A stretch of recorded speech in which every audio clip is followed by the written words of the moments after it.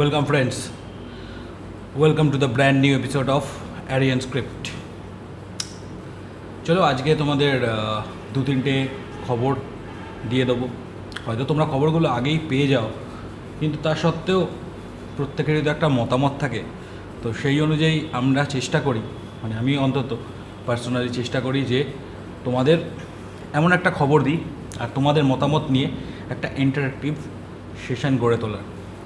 আজকে কথাবার্তা বলবো টিডি নির্বাচন নিয়ে, জবি জাস্টিন ইস্যু নিয়ে, আর একটা মোর ইম্পর্ট্যান্ট থিং, খুব সম্ভবত আই লিগটাকে ব্রাত্য করার যে প্রচেষ্টা এআইএফএফ করছে তার একটা এক্সাম্পল তুলে ধরব।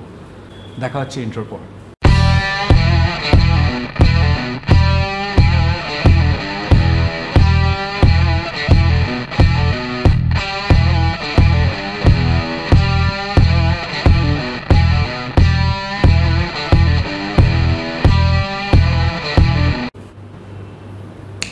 তো ফিরে এলাম ইন্ট্রোর পর।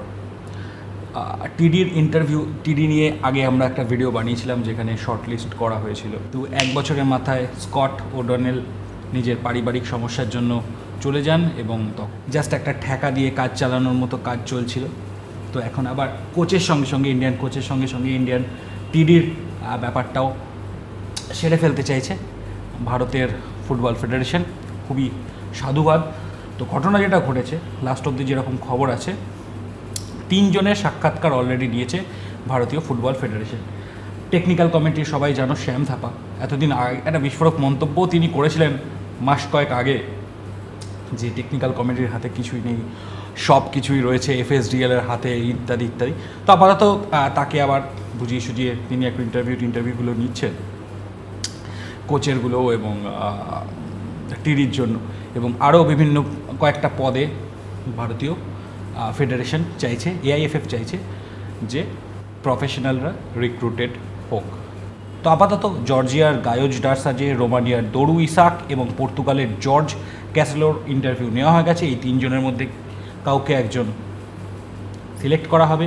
দরু ইসাকের ক্ষেত্রে একটু মজার ব্যাপার, মজার ঠিক বলবো না, একটা ইমার্জেন্সি হয়ে গেছিলো যে তিনি ভারতে চলে এসেছিলেন, বিমানবন্দরে পৌঁছে গেছেন, অথচ ভিসার সমস্যার জন্য কিছুটা লেট হচ্ছিল বলে ভিডিও কনফারেন্সের মাধ্যমে তার ইন্টারভিউ নেওয়া হয় বিমানবন্দরে বসেই, এবং সমস্ত ইন্টারভিউ যেগুলো হয়েছিল তার রিপোর্ট ফেডারেশনকে পাঠানো হয়ে গেছে। ওটা জানা গেছে এক্সিকিউটিভ কমিটির মিটিংয়ের পরেই বলে দেওয়া হবে যে টিডিকে ভারতীয় কোচ নির্বাচনের আগেই সম্ভবত টিডি নির্বাচিত হয়ে যাচ্ছেন, অথবা একসঙ্গেও ঘোষণা হয়ে যেতে পারে। আরেকটা নিউজ যেটা হচ্ছে এএফসির সঙ্গে ভারতীয় ফেডারেশন চুক্তি করলো একটা কোচিং প্রোগ্রামিং নিয়ে, যেটা কিনা অ্যাকচুয়ালি ঘটনা যেটা ঘটছে সেটা হচ্ছে যে এএফসির লাইসেন্সিংয়ের সুবিধা করার জন্য বা কোচিংটাকে আরেকটু পপুলার করার জন্য এই গাঁটছড়াটা বাঁধা হয়েছে এএফসির সঙ্গে। তো সেখানে কোচিংয়ের সমস্ত আধুনিকীকরণ, আধুনিক গ্যাজেট কীভাবে ব্যবহার করা যাবে সেই রকম, যাতে আরও প্রফেশনাল কোচেরা উঠে আসেন এবং তারা আরও আধুনিক গ্যাজেটের মাধ্যমে প্রশিক্ষণ দিতে পারেন, কোচিং করাতে পারেন।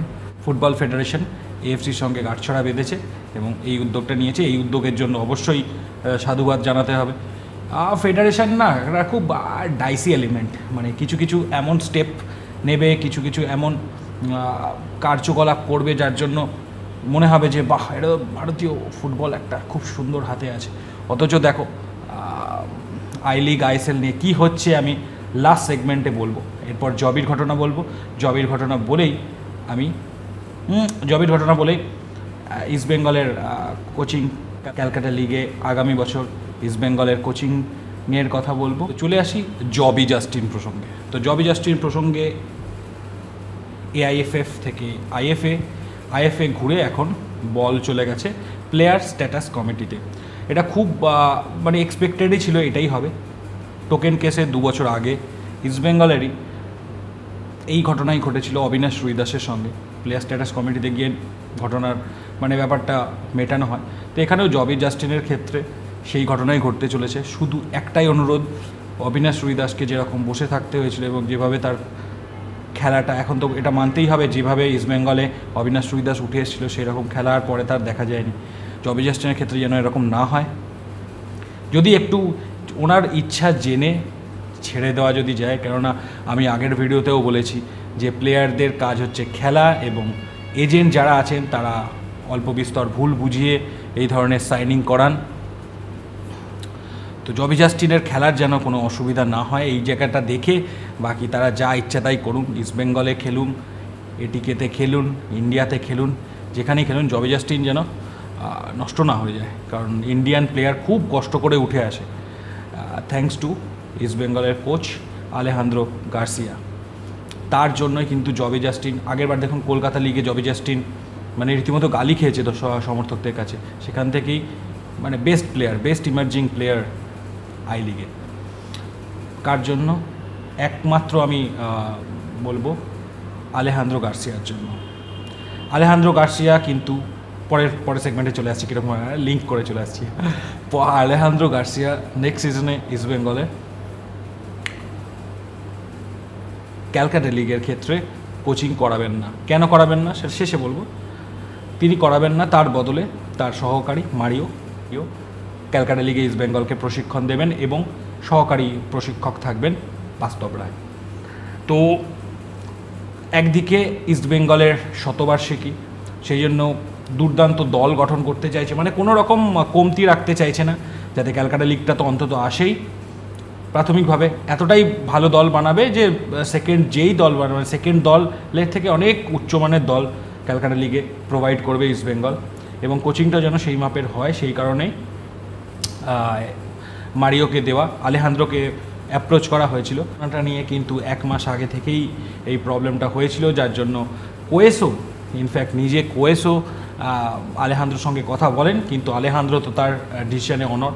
আলেহান্দ্রো ছুটি থেকে, আই লিগের পর যে ছুটিতে গেছিলেন স্পেনে, সেখান থেকে ফিরে এসে দুটো বক্তব্য রাখেন। এক হচ্ছে পরের বারের প্রি সিজন হবে স্পেনে, দ্বিতীয় তোমরা হয়তো বলবে যে এই ধরনের খবরগুলো তো দাদা বেরিয়েই গেছে। আরেকটা জিনিস আমি তোমাদের বলবো, যে জিনিসটা হয়তো কোনো কাগজেই বেরোয়নি না, পার্সোনালি কোনো একজনের মুখ থেকে আমার শোনা, তো তিনি যেটা বলেন সেটা হচ্ছে আলেহান্দ্রো গার্সিয়া, তিনি বলেন যে ক্যালকাটা লিগে যদি আমাকে প্রশিক্ষণ দিতে হয়, কোচিং যদি করাতেই হয়, ইস্টবেঙ্গলের মাঠে কিন্তু আমি কোচিং করাতে পারবো না, কারণ ওই মাঠটা আমার পছন্দ না। আমি চাই না আমি আমার প্লেয়ারদের সঙ্গে থাকি, আমি আমাদের প্লেয়ারের ভালো চাই, আমি আমার প্লেয়ারকে কখনোই ওই মাঠে খেলাতে পারবো না। তো তাকে ইস্টবেঙ্গলের ক্লাবের তরফ থেকে দেবব্রত সরকার, কল্যাণবাবু, তারা বলেন যে না, আপনাকে ওখানেই করতে হবে। বরং কোয়েস একটু নরম ভাবাপন্ন ছিল। কোয়েস বলেন যে আপনি ট্রাই করুন অন্য কোনো মাঠ, যেমন যুবভারতী হয়তো ওই সময় পাওয়া যাবে না, অন্য কোনো মাঠ, বারাসাত পাওয়া যাচ্ছিল না, বারাসাত পছন্দও হয়নি ওনার, তো অন্য কোনো মাঠ যদি দেখা যায়, আপনি যদি আপনার নজরে যদি পান।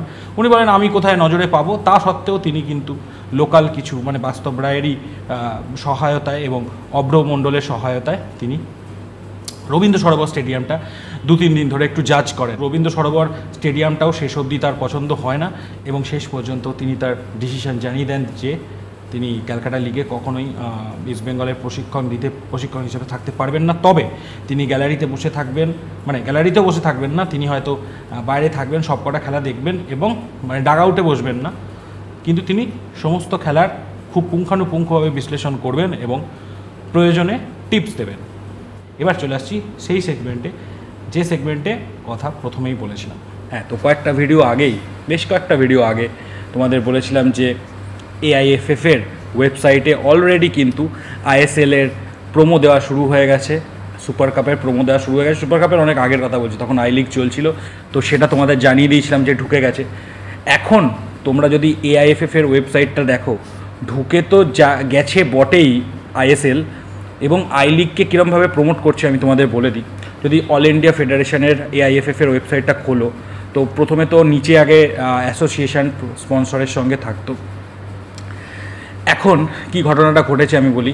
ওপরে যে ট্যাবগুলো হয় না, হোম, অ্যাবাউট AIFF, সেখানে হিরো আই লিগের পরে হিরো ISL চলে এসছে, তারপরে হিরো সুপার কাপ আছে। সুপার কাপটা নয় ছিল, ঠিক আছে, স্ট্র্যাটেজিক প্ল্যান 2019-22 ডাউনলোড PDF বলেও রাইট হ্যান্ড কর্নারে একটা সেগমেন্ট রয়েছে, যেটা ডাউনলোড করে তোমরা পড়তেও পারো। এইটার ওপর আমরা একটা ভিডিও বানাবো, এবং ভিডিও বানিয়ে তোমাদের বলবো সেটা কী হতে চলেছে। সেটা যেহেতু ফলো হচ্ছে না, সেহেতু সেই নিয়ে আমরা ভিডিও বানাচ্ছি না, সেটা আমাদের বারবার আমরা পড়েছি। তো তো এবার আসি আসল সেগমেন্টে। হিরো আই লিগ যে জায়গাটা আছে, হিরো আই লিগে তুমি যদি ক্লিক করে ঢোকো AIFF এর যে ওয়েবসাইটে, তাহলে তুমি কি পাবে জানো? Hero second division I league, hero elite I league, hero junior league, hero sub junior league, hero I league club, news, fixture, সেগুলো তো লাস্ট সিজনের আছে।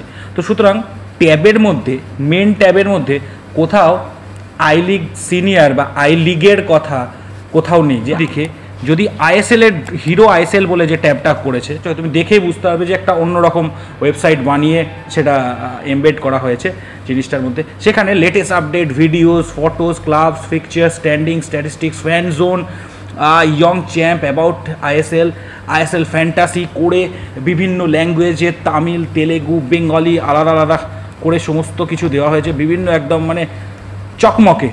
তার মানে ISLটাকে মেন প্রায়োরিটি দেওয়া হচ্ছে। এবার ISL এর সঙ্গে কেউ মার্চ করবে কিনা, মানে AIFF এর যে মেন্টালিটি, AIFF এর যা বক্তব্য, AIFF এর যা ভিশন, সেখানে ISL এর কিন্তু একটা বড় জায়গা হচ্ছে এবং আই লিগের জায়গা কিন্তু কমে যাচ্ছে। যতই মোহনবাগান চেঁচাক বা ইস্ট বেঙ্গল, কোয়েস ইস্ট বেঙ্গল বলুক যে বা আই লিগ খেলবো, ISL খেলবো না, AIFF এর কাছে কিন্তু আই লিগের দর কমে গেছে অলরেডি। বাদ দেওয়ার চেষ্টা করছে স্ট্র্যাটেজিকভাবে। তোমরা ওয়েবসাইট সবাই ফলো করো, তোমরা বুঝতে পারবে। তোমরা নিশ্চয়ই এতদিন বুঝতে পেরেছো, তাও আমি তোমাদের জাস্ট নক করে দিলাম। এবার ISL এর মধ্যে তোমরা যদি, আই লিগ তো বোঝাই যাচ্ছে না, কোনো পার্টনারই নেই, কোনো ব্রডকাস্টিং টিম নেই। এবার ISL এর অ্যাবাউট ISL এ তুমি যদি চলে যাও, টাইটেল স্পন্সর আছে, নাম বলবো না, অ্যাসোসিয়েটেড স্পন্সর আছে, অফিসিয়াল পার্টনার আছে, strategic partner is premier league, English premier league. League অর্গানাইজারের মধ্যে AIFF এর নাম রয়েছে, আর দুটো কোম্পানির নাম রয়েছে, একটা ব্রডকাস্টিং টিমের নাম রয়েছে, একটা বুঝতেই পারছো, আর একটা খুব বড় নাম যারা ISL এর পৃষ্ঠপোষক, তার নাম রয়েছে। অ্যাকচুয়াল ফেডারেশন কি ভাবছে বাইরের লোক কিন্তু ওয়েবসাইট দেখেই পড়বে বা তাদের এজেন্ডা দেখবে। তো সেই এজেন্ডাতে কিন্তু ISL এগিয়ে আছে। সুতরাং সেই অনুযায়ী বলাই যায় যে পরের বার স্ট্র্যাটেজিকভাবে আস্তে আস্তে আই লিগকে সরিয়ে ISLকে জায়গা করে দিচ্ছে খোদ AIFF। জিনিসটা ভালোর দিকে যাচ্ছে, খারাপ দিকে যাচ্ছে কিছু জানা নেই। শুধু এইটুকু চাই, সব কটা দল, আই লিগের সব কটা দল যেন ন্যায় বিচার পায়। আজকের ভিডিওটা এখানেই শেষ করছি। যদি ভালো লেগে থাকে লাইক করো, কমেন্ট করো, শেয়ার করো। যারা নতুন আছে অবশ্যই সাবস্ক্রাইব করো, সাবস্ক্রাইব করে বেল আইকনটা এখানে ক্লিক করে দাও। আজকের মতো